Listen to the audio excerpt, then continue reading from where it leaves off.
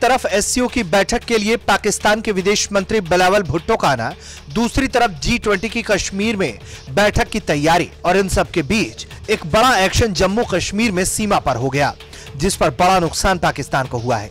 पाकिस्तान को लगातार G20 का कश्मीर में होना खटक रहा है, लेकिन वो अपने किसी प्लान में कामयाब नहीं हो पा रहा। अब उसके भेजे हुए आतंकी भी मारे जा रहे हैं।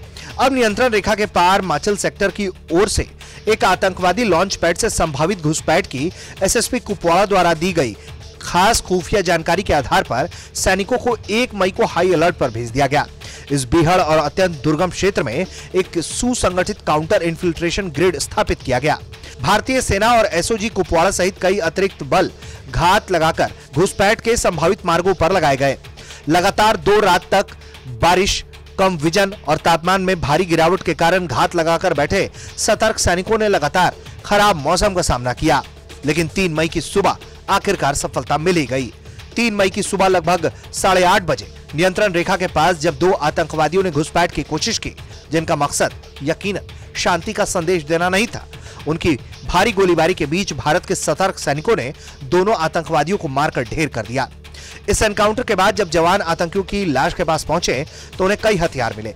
आतंकियों के पास से 2 AK सीरीज की मैगजीन और भारी मात्रा में गोला बारूद और विध्वंसक मिले।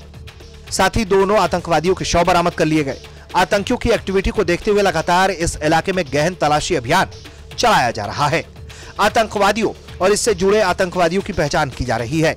कठिन परिस्थितियों में हुए इस सफल खुफिया आधारित ऑपरेशन भारतीय सेना, जेके पुलिस और सभी एजेंसियों के बीच बढ़िया तालमेल का एक उदाहरण है।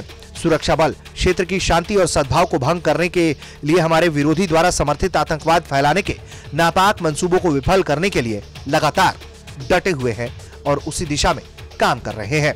ब्यूरो रिपोर्ट, भारत तक।